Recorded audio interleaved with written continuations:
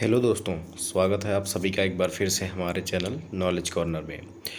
जैसा कि आप सभी लोग जानते हैं, हम इस वीडियो का जो सीरीज है दोस्तों, इसके माध्यम से जो हमारी घटना चक्र पूर्वावलोकन की 2025 की नई बुक है, इसके माध्यम से हम जो है अभी तक जो है इंडियन ज्योग्राफी के जो प्रीवियस ईयर क्वेश्चन थे, जो बीपीएससी के द्वारा 38वीं से लेकर 17वीं बीपीएससी तक लगातार पूछे गए थे।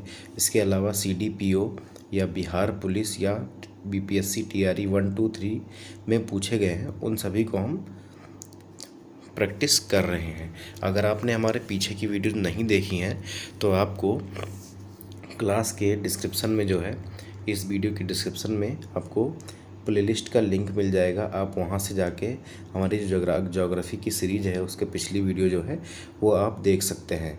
और अगर आपने हिस्ट्री की भी क्लासेस नहीं देखी हैं तो आपको उसका भी लिंक मिल जाएगा, आप वहां से जाके देख सकते हैं।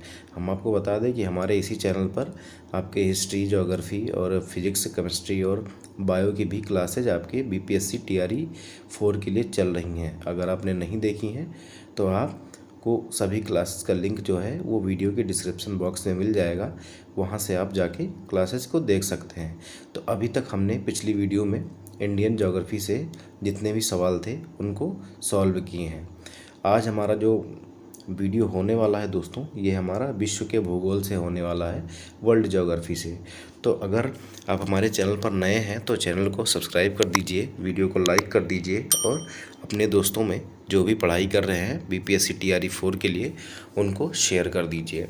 अगर आपको हमारे इस क्लास की पीडीएफ चाहिए तो आप हमारे टेलीग्राम चैनल से जुड़ जाइए, और टेलीग्राम चैनल का लिंक भी आपको डिस्क्रिप्शन बॉक्स में मिल जाएगा, जहां पर हम डेली क्लास की पीडीएफ और जो महत्वपूर्ण न्यूज़ होती हैं या अपडेट होती है बीपीएससी टीआरई 4 से रिलेटेड, वो हम शेयर करते रहते हैं। तो हम समय को बर्बाद ना करते हुए हम अपने पहले क्वेश्चन की तरफ चलेंगे। और हमारा जो पहला क्वेश्चन है वो है कि महाद्वीपीय बहाव का सिद्धांत किसके द्वारा दिया गया था या किसके द्वारा विकसित किया गया था। तो आप सभी को पता है, जो महाद्वीपीय भाव का सिद्धांत है, हम इंग्लिश में क्या कहते हैं, कॉन्टिनेंटल ड्रिफ्ट थ्योरी। इसको किसने दिया था? तो अल्फ्रेड वेगनर ने दिया था, अल्फ्रेड वेगनर ने। इसीलिए हमारा जो बी विकल्प है वो हमारा सही हो जाएगा। अगर हम महाद्वीपीय विस्थापन सिद्धांत की बात करें तो ये किसके द्वारा दिया गया था? अल्फ्रेड वेगनर के द्वारा विकसित किया गया था। और वेगनर के अनुसार जो है वो लगभग 20 करोड़ वर्ष पहले पेंजिया एक महाद्वीप था जिसका विभाजन हुआ 2 महाद्वीपीय पिंडों में। किसमें? लारेशिया में और गोंडवाना लैंड में। अब देखिए, अगर कभी कभी आपसे पूछता है कि भारत जो है वो किसका भाग है, तो भारत हमारा गोंडवाना लैंड का भाग है। देखिए, अब उत्तरी भाग कौन से? तो उत्तरी भाग था लारेशिया, और दक्षिणी भाग जो था वो कौन सा था? तो उसको हम क्या बोलते थे? गोंडवाना लैंड। इसके बाद लारेशिया व गोंडवाना लैंड धीरे धीरे क्या हुआ, अनेक छोटे हिस्सों में बट गए, जो आज के महाद्वीप है। आज कितने महाद्वीप हैं? तो 7 महाद्वीप। तो पहले एक ही महाद्वीप था, तो वो पहले 2 हिस्सों में टूटा और फिर कई हिस्सों में टूटकर बिखर गया, जिससे आज के टाइम के जो छोटे छोटे द्वीप हैं वो बने हुए हैं, छोटे और बड़े। तो ये हमारा जो कॉन्टिनेंटल ड्रिफ्ट थ्योरी थी वो कुछ इस प्रकार है। किसने दिया था? अल्फ्रेड वेगनर ने। याद रखिएगा, जो उत्तरी भाग है वो कौन सा था? तो लारेशिया, ठीक है। और जो दक्षिणी भाग था उसको क्या कहते हैं? तो गोंडवाना लैंड। भारत किसका भाग है? गोंडवाना लैंड का। हमारा जो अगला सवाल है वो है कि हमारी आकाशगंगा के केंद्र की परिक्रमा करने में सूर्य को कितना समय लगता है। अब देखिए, अगर हम बात करें तो सूर्य को जो है परिक्रमा करने में लगभग 22.5 या 22.5 से 25 करोड़ वर्ष लगते हैं। लेकिन यहाँ पे हमारा जो है वो नियर बाई जो जवाब दिया गया है, आंसर दिया गया है, वो क्या है? 25 करोड़ है ऑप्शन में। इसीलिए जो हमारा सी विकल्प है वो हमारा क्या है? सही जवाब हो जाएगा। अब देखिए, ये जो सवाल है आपका वो आईएएस प्री 1994 और 40वीं बीपीएससी 1995 में पूछा गया सवाल है। तो हमारे जो सवाल हैं वो बहुत ही इंपॉर्टेंट हैं, क्योंकि ये प्रीवियस ईयर क्वेश्चन है और बीपीएससी जो है वो क्वेश्चन को रिपीट ज़रूर करती है। अभी आप अगर वीडियो देखेंगे तो इसी में आप देखेंगे कि कई बार जो है वो क्वेश्चन जो है एग्ज़ामों में रिपीट हुए हैं। अगर हम बात करें तो गैलेक्टिक केंद्र से लगभग 7.94 केपीसी या 25.896 लगभग 26,000 प्रकाश वर्ष की दूरी, औसत दूरी तथा 720 किलोमीटर प्रति घंटा औसत गति के कारण सूर्य को एक परिक्रमा लगाने में कितना समय लगता है, तो 22.5 से 25 करोड़ वर्ष लगते हैं। परिक्रमा की यह अवधि क्या कहलाती है, तो कॉस्मिक ईयर या ब्रह्मांड वर्ष कहलाती है। इसीलिए जो अधिकतम जो निकटतम विकल्प है वो हमारा 25 करोड़ था, वो हमारा सही हो जाएगा। हमारा जो अगला सवाल है ये 44वीं बीपीएससी में पूछा गया है कि हमारे अंतरिक्ष में कितने तारामंडल हैं। तो हमारे अंतरिक्ष में टोटल कितने तारामंडल हैं, 88। इसीलिए जो बी विकल्प है वो हमारा सही हो जाएगा। देखिए, इंटरनेशनल एस्ट्रोनॉमिकल यूनियन IAU के अनुसार आकाश में कुल 88 तारामंडल हैं, जिसमें से अधिकांशतः जो है वो दक्षिणी गोलार्ध से देखे जा सकते हैं। हमारा अगला सवाल है जो 41वीं बीपीएससी प्री 1996 में पूछा गया है कि जिस तारामंडल के तारे ध्रुव तारे की ओर संकेत करते हैं वह है। तो जो हमारा सप्तऋषि तारामंडल है, सप्तऋषि, उसके जो तारे हैं वो ध्रुव तारे की ओर संकेत करते हैं। इसीलिए जो हमारा ए विकल्प है वो हमारा सही हो जाएगा। हमारा अगला जो सवाल है वो 69वीं बीपीएससी में पूछा गया है कि ब्रह्मांड में पल्सर क्या है।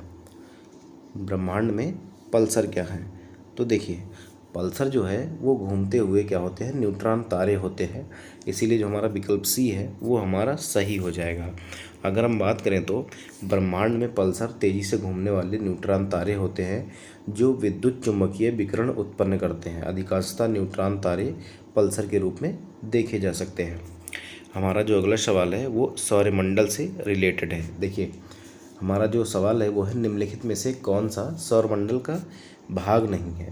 तो देखिए, क्षुद्र ग्रह जो है वो सौरमंडल का भाग है, और धूमकेतु जो है वो भी हमारा सौरमंडल का भाग है। ग्रह जो है वो भी हमारा सौरमंडल का भाग है, लेकिन जो निहारिका है या जिसे नेबुला कहते हैं, ये हमारा जो है वो सौरमंडल का भाग नहीं है।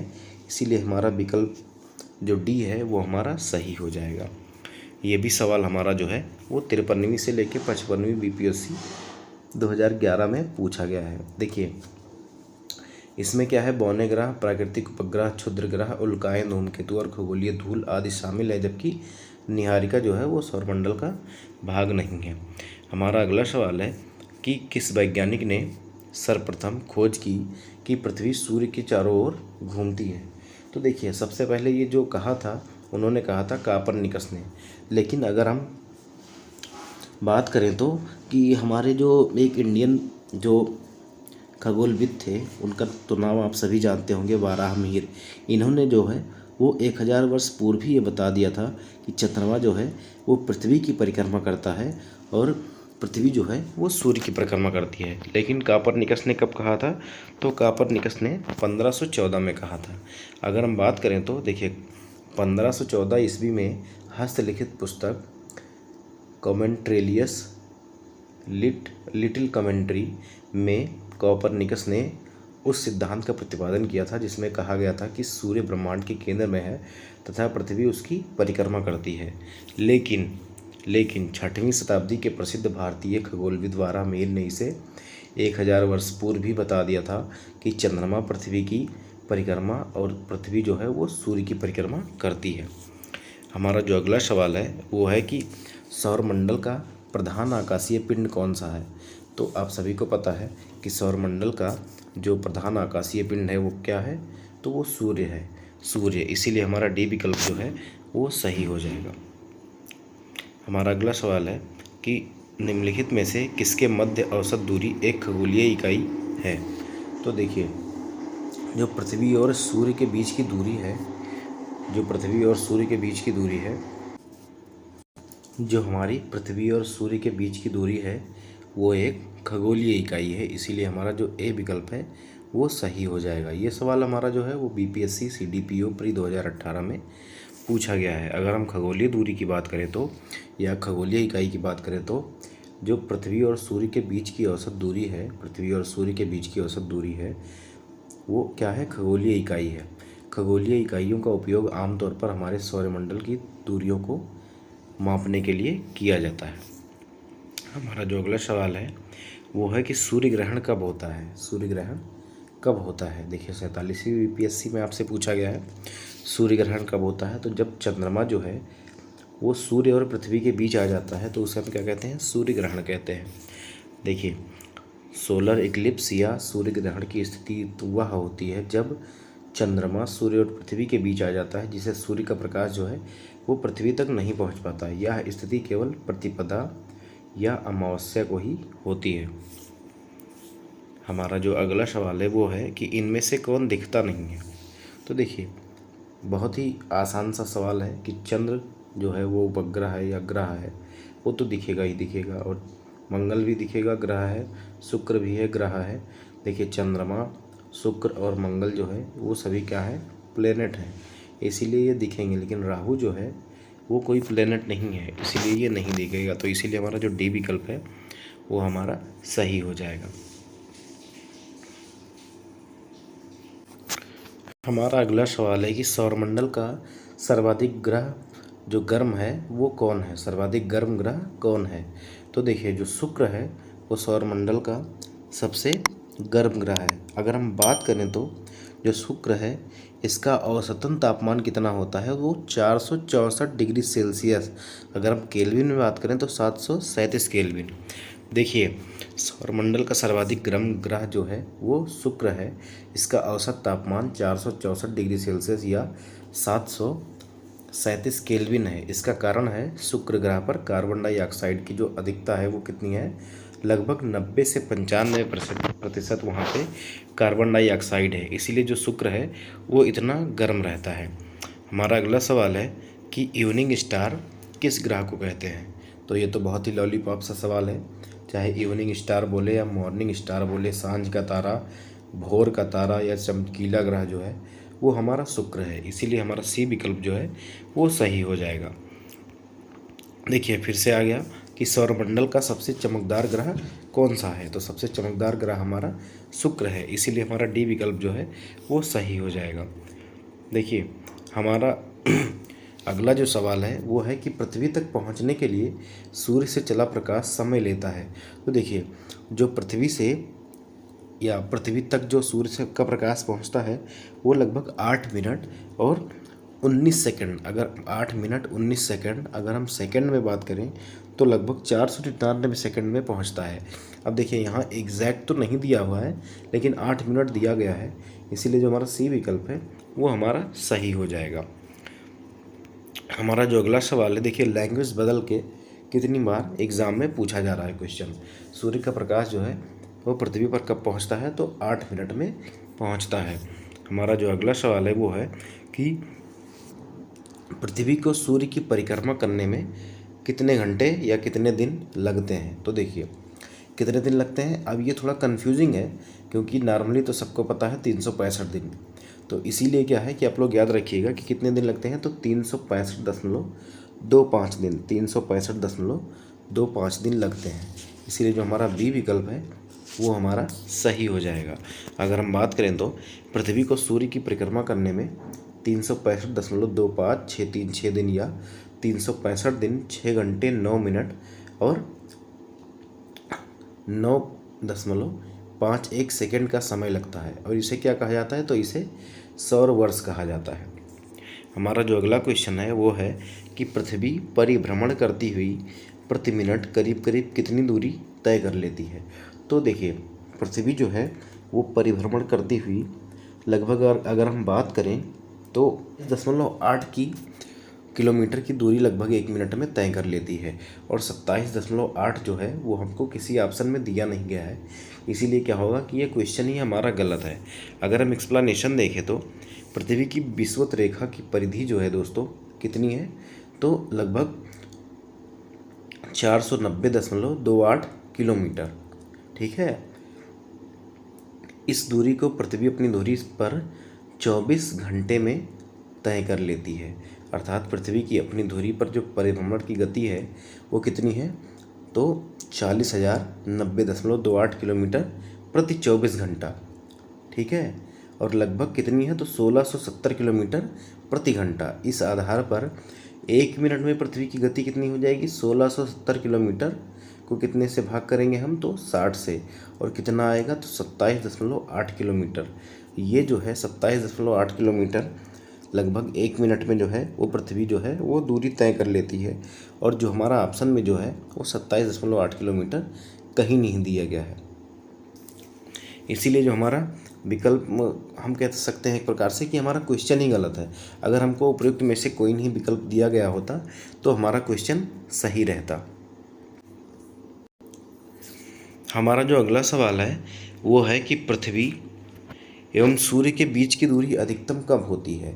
अब देखिए, ये जो आपका सवाल है वो बीपीएससी टीआरई 3 जुलाई 2024 में पूछा गया है। तो जब हमारा अपसौर होता है, अपसौर के कंडीशन में जो है वो जो होता है पृथ्वी और सूर्य के बीच की दूरी जो होती है वो सबसे ज़्यादा रहती है। कितनी रहती है तो देखते हैं कितनी रहती है।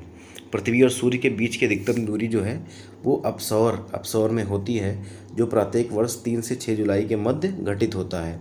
अब इसमें कितनी दूरी रहती है तो लगभग 152.5 मिलियन किलोमीटर की दूरी जो है वो रहती है पृथ्वी और सूर्य के बीच। देखिए, इनमें से किसने पहली बार यह व्याख्या की कि पृथ्वी अपनी धुरी पर घूमने के कारण जो है प्रतिदिन सूर्योदय एवं सूर्यास्त होता है। तो जो हमारे आर्यभट्ट थे, इन्होंने पहली बार ये बताया था कि जब पृथ्वी अपनी धुरी पर घूमती है और उसी के कारण जो है वो सूर्योदय और सूर्यास्त होता है। एक प्रकार से हम कह सकते हैं कि दिन और रात होते हैं। हमारा जो अगला क्वेश्चन है वो है कि पृथ्वी का जो विषुवत व्यास है वो ध्रुवीय व्यास से कितना अधिक है। ये देखिए, जो आपका क्वेश्चन है वो आपका टीआरई 3 में पूछा गया है। तो जो हमारा विषुवत वृत्तीय जो व्यास है हमारा, या विषुवृत्तीय व्यास और ध्रुवीय व्यास में जो अंतर है दोस्तों, वो हमारा कितने का है तो हमारा 43 किलोमीटर का है, 43 किलोमीटर का। अगर हम बात करें तो जो पृथ्वी का ध्रुवीय व्यास है वो कितना है तो 12,713.6 किलोमीटर है। और हमारा देखिए ध्रुवीय व्यास कितना है तो 12,713.6 किलोमीटर। और हमारा विषुवृत्तीय व्यास कितना है तो 12,756 किलोमीटर। इन दोनों का जो डिफरेंस आता है वो लगभग 43 किलोमीटर आता है। और इसलिए जो है हमारा जो ए विकल्प है वो सही हो जाएगा। देखिए, वही चीज़ यहाँ लिखी है कि जो विषुवृत्तीय या भूमध्य रेखीय व्यास है वो कितना है तो वो हमारा 12,756 किलोमीटर है। और ध्रुवीय व्यास जो है वो 12,713.6 किलोमीटर है। अतः भूमध्य रेखा पर पृथ्वी क्या है अधिक चौड़ी है।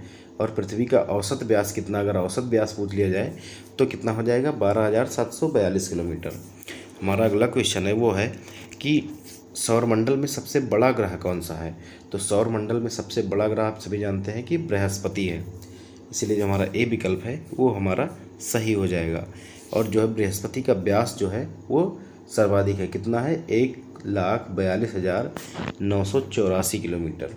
हमारा जो अगला क्वेश्चन है वो है कि शनि जो है वो सूर्य के चारों ओर एक चक्कर लगाने में कितना समय लेता है। तो शनि जो है वो सूर्य का एक चक्कर कितने दिन में लगा देता है तो 29.5 वर्ष या 29.5 वर्ष में एक चक्कर अपना पूरा कर लेता है। इसीलिए जो हमारा सी विकल्प है वो हमारा सही हो जाएगा। हमारा अगला सवाल है कि यूरेनस जो है वो सूर्य के चारों ओर परिक्रमा करता है और वो कितने दिन में अपनी परिक्रमा पूरी करता है। तो जो यूरेनस है दोस्तों, ये हमारा 84 साल में सूर्य की जो है एक परिक्रमा पूरी करता है। हमारा जो अगला सवाल है वो है कि वर्ष दीर्घतम होता है, मतलब कहने का मतलब है कि एक साल जो है वो सबसे ज़्यादा किस ग्रह पर होता है। तो जो हमारा प्लूटो है दोस्तों, प्लूटो पर जो है वो वर्ष जो है वो सबसे बड़ा होता है। कैसे बड़ा होता है तो जो प्लूटो है वो सभी सौरमंडल पिंडों में सूर्य से सबसे ज़्यादा दूरी पर है। इसीलिए जो है यह सूर्य का एक चक्कर लगाने में कितना समय लेता है तो 247.93 साल। ठीक है, मतलब पृथ्वी पर कितने दिन का एक साल होता है 365 दिन का। तो उससे मल्टीप्लाई कर लीजिए आप 247.93 को। इतने दिन का एक साल आपका किसका होता है प्लूटो का। ठीक है, हमारा जो अगला क्वेश्चन है वो है कि सर्वाधिक उत्तरी दक्षिणी अक्षांशीय लंबाई वाली सीमा वाला देश है। तो देखिए, जो सर्वाधिक उत्तरी और दक्षिणी, मतलब उत्तरी जो है और दक्षिणी जो है, ये सीमा जो है वो सबसे ज़्यादा लंबी है। तो इस प्रकार का जो देश है वो दोस्तों वो हमारा चिली है। कौन? चिली। इसीलिए जो हमारा बी विकल्प है वो सही हो जाएगा। अब देखिए है तो कैसे है। देखिए चिली जो है वो देश चिली देश है जो सबसे लंबा उत्तर दक्षिण अक्षांशीय विस्तार वाला है। कहाँ से शुरू होता है? तो 17 डिग्री दक्षिण से शुरू होता है और 56 डिग्री दक्षिण पे जाके समाप्त होता है। हमारा अगला सवाल है, ये भी एक प्रकार से बीपीएससी टीआरई में भी पूछा गया था दोस्तों, और 69वीं बीपीएससी में पूछा गया है कि ग्लोब पर अगर हम 1 डिग्री के अंतराल पर रेखाएं खींचें, कौन सी अक्षांश रेखाएं, तो वो कितनी होंगी। अब मान लीजिए ये आपका ग्लोब है और ये हमारा क्या है,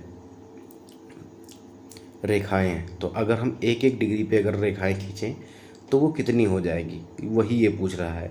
तो हमारा जो सही विकल्प है वो हमारा हो जाएगा कितना, ए जो है वो सही है 179। अब कैसे हो जाएगा, क्योंकि देखिए 0 डिग्री से 90 डिग्री इधर ले लीजिए और 90 डिग्री इधर, तो 89 तो उत्तरी गोलार्ध में हो जाएगा और 89 जो है वो दक्षिणी गोलार्ध में हो जाएगा। अब आप कहेंगे 89 क्यों, 90 क्यों नहीं, तो जो लास्ट वाला जो 90 डिग्री वाली है वो हमारा केवल एक बिंदु रह जाएगा। दोनों तरफ केवल एक जो ध्रुव बनते हैं वो हमारे केवल पॉइंट रह जाएंगे दोस्तों, क्योंकि ये जो एक प्रकार से अगर हम कहें तो जो हमारा अक्षांश रेखाएं हैं वो पूरा सर्कल होती हैं। धरती हमारी गोल है तो ये सर्कल होती हैं। तो जो हमारा 90 डिग्री वाला उत्तरी ध्रुव और दक्षिणी ध्रुव का जो वो बनेगा वो एक केवल पॉइंट मात्र रह जाएगा। इसीलिए हम दोनों तरफ का 89 काउंट करेंगे और एक जो हमारा विषुवत रेखा या भूमध्य रेखा है उसको हम काउंट कर लेंगे। तो इस प्रकार से हमारा जो है वो 179 सही जवाब हो जाएगा। इसके अलावा अगर हमसे देशांतर पूछता तो देशांतर कितनी है, 360। देशांतर कितनी है, 360 है। हमारा जो अगला सवाल है वो है कि किस रेखांश पर भारतीय मानक समय अपनाया जाता है। अब ये आपके TRE 3 का क्वेश्चन है, तो आप सभी को पता होगा कि जो 82.5 डिग्री पूर्व की जो हमारी देशांतर है उस पर हम क्या करते हैं, भारत का जो समय है मानक समय उसको डिसाइड करते हैं। और भारत का जो मानक समय है वो ग्रीनविच मीन टाइम से कितना आगे है, तो 5.5 घंटा आगे है। हमारा जो अगला सवाल है वो है, देखिए अगर ये पूछा जाए कि कहाँ से होकर गुजरती है तो उत्तर प्रदेश राज्य में प्रयागराज इलाहाबाद के पास मिर्ज़ापुर शहर के ठीक पश्चिम में स्थित है। मिर्ज़ापुर व ग्रीनविच स्थिति जो है वो यूनाइटेड किंगडम की रॉयल वेधशाला के बीच देशांतर का अंतर जो है कितना है, तो 5.5 घंटे का या 5 घंटे 30 मिनट का मैंने अभी आपको बताया। अब मैं आपको यहीं एक चीज़ बता देता हूँ कि अगर हम पूर्व की तरफ जाएंगे तो हमारा क्या होगा, पर 1 डिग्री पर देखिए 1 डिग्री घूमने में पृथ्वी को कितना समय लगता है, तो 4 मिनट लगता है। अब आप याद रखिएगा, अगर हम पूर्व की तरफ जाएंगे तो हमारा क्या है, समय जो है वो बढ़ेगा। अगर हम पश्चिम की तरफ जाएंगे तो हमारा समय जो है वो घटेगा। ये चीज़ याद रखिएगा, आगे आपको क्वेश्चन में मिलेगी। देखिए हमारा जो अगला सवाल है वो है कि कौन सा देशांतर जो है प्रधान याम्योत्तर के साथ मिलकर ग्लोब पर जो है वो वृहत वृत्त का निर्माण करता है। तो देखिए जो हमारा 180 डिग्री है वो हमारा प्रधान याम्योत्तर के साथ मिलकर ग्लोब पर जो है वो एक वृहत वृत्त का निर्माण करता है। हमारा जो अगला सवाल है वो है कि 90 डिग्री पूर्वी देशांतर पर स्थित भूटान का स्थानीय समय निर्धारित कीजिए, जबकि ग्रीनविच 0 डिग्री में दोपहर का समय क्या है, 12 बज रहा है। अब देखिए 12 बज रहा है, मैंने आपको क्या बताया कि पृथ्वी को 1 डिग्री देशांतर घूमने में कितना टाइम लगता है, तो 4 मिनट लगता है। इस हिसाब से अब आपसे क्वेश्चन क्या कह रहा है, 90 डिग्री। तो 90 डिग्री जो आपका है वो 90 डिग्री को हम क्या करेंगे, 4 से मल्टीप्लाई कर लेंगे, तो हमारा कितना मिनट आ जाएगा, 360 मिनट। अब अगर 360 मिनट को हम, क्योंकि 60 मिनट का 1 घंटा होता है, तो 60 से डिवाइड कर देंगे तो कितना हमारा बचेगा, तो 6 घंटे बचेंगे। तो ये 6 घंटे हम क्या करेंगे, प्लस करेंगे। प्लस क्यों करेंगे, पूर्वी देशांतर की बात हो रही है। अगर पश्चिम की तरफ अगर मूव करती तो पश्चिम का हमारा घट जाता, लेकिन अगर पूरब की तरफ जा रहा है तो वो हमारा क्या हो जाएगा, टाइम जो है वो प्लस में हो जाएगा। अब देखिए दोपहर के 12 बज रहे थे और दोपहर के 12 में अगर हम 6 जोड़ेंगे तो हमारा शाम के कितने बज जाएंगे, शाम के 6 बज जाएंगे। इसीलिए जो हमारा बी विकल्प है वो हमारा सही हो जाएगा, बी विकल्प सही हो जाएगा। कैसे सही हो जाएगा आप सभी को मैंने समझा दिया, उम्मीद है कि आप लोग समझ गए होंगे। हमारा जो अगला सवाल है वो देखिए, ये हमारे सेशन का लास्ट सवाल था दोस्तों। उम्मीद करता हूँ कि आप लोग समझ गए होंगे। मैंने क्या आपको बताया कि 1 डिग्री देशांतर पर पृथ्वी को कितना मिनट लगता है घूमने में, 1 डिग्री पार करने में 4 मिनट लगता है, ठीक है। तो इसीलिए जो है वो 90 को हम 4 से गुणा करेंगे तो 360 मिनट हो जाएगा, और 360 को हम अगर हम घंटे में बदलेंगे तो हमारा 6 घंटे हो जाएगा। अब पूर्वी देशांतर है तो हम क्या करते हैं, प्लस करते हैं। अगर ग्रीनविच मीन टाइम के पूरब की बात की जाए, जैसे मान लीजिए ग्रीनविच मीन टाइम है, अगर इसके पूरब की बात की जाए, पूरब की बात की जाए, मैंने एरो गलत लगा दिया, देखिए ये है आपका ग्रीनविच मीन टाइम, ठीक है। अब देखिए आप सभी को पता है कि ऊपर की तरफ क्या होता है कि उत्तर, नीचे दक्षिण, और इधर क्या होता है आपका पूर्व, और इधर आपका पश्चिम होता है। तो देखिए हमारी जो ग्रीनविच मीन टाइम है, मान लीजिए ये हमारा जो है वो ग्रीनविच मीन टाइम है। अब अगर पूरब की तरफ हम चलेंगे तो हमारा समय जो होगा वो प्लस होगा, समय जो होगा वो हमारा प्लस होगा। अगर हम पश्चिम की तरफ चलेंगे तो समय जो होगा माइनस होगा। अगर ये कह देता, अभी तो क्या कह रहा है कि 90 डिग्री पूर्वी देशांतर, अगर कह देता कि जो 0 डिग्री देशांतर है उससे 90 डिग्री पश्चिम में, तो हम क्या करते, तो 6 घंटे घटा देते, 6 घंटे घटा देते। ये चीज़ याद रखिएगा, आपसे क्वेश्चन में पूछ सकता है, और आपका अगर कॉन्सेप्ट क्लियर रहेगा तो आप गलती नहीं करेंगे। तो उम्मीद है दोस्तों कि आपको वीडियो जो है वो पसंद आई होगी, और आपने क्या है वीडियो को लाइक कर दिया होगा, नहीं किया तो कर लीजिए। और आपने अभी तक हमारे चैनल को सब्सक्राइब नहीं किया है तो चैनल को सब्सक्राइब कर लीजिए, और टेलीग्राम चैनल से भी जुड़ जाइए, जहाँ पर आपको जो है वो हमारा क्लास का PDF भी मिल जाएगा, और क्लास की नोटिफिकेशन भी मिल जाएगी, और अदर कोई अपडेट होगी जो TRE 4 से रिलेटेड होगी वो आपको सबसे पहले मिल जाया करेगी। तो ऐसे ही हम जो है हमारे वर्ल्ड जो ज्योग्राफी है उसके जो इससे जो आगे के क्वेश्चन हैं हम फिर मिलेंगे अगले वीडियो में। तब तक के लिए धन्यवाद।